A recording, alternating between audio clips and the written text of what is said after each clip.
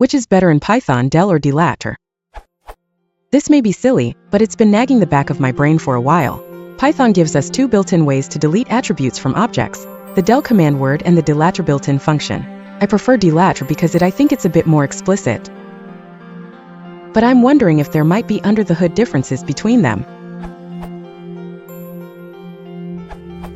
It's really a matter of preference, but the first is probably preferable.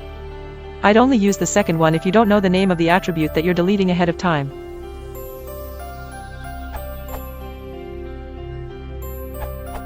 Unquestionably, the former. In my view, this is like asking whether foo.bar is better than getak, foo, bar, and I don't think anyone is asking that question, smiley face.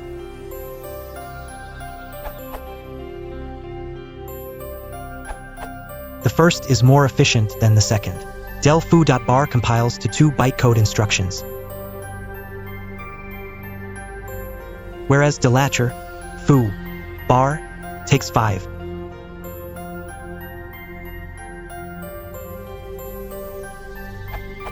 This translates into the first running slightly faster, but it's not a huge difference, 0.15 µs on my machine.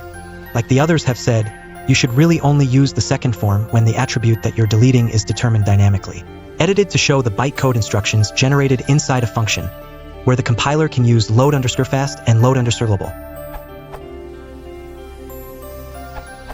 Just like Delattr and Delattr, Delattr should only be used when the attribute name is unknown.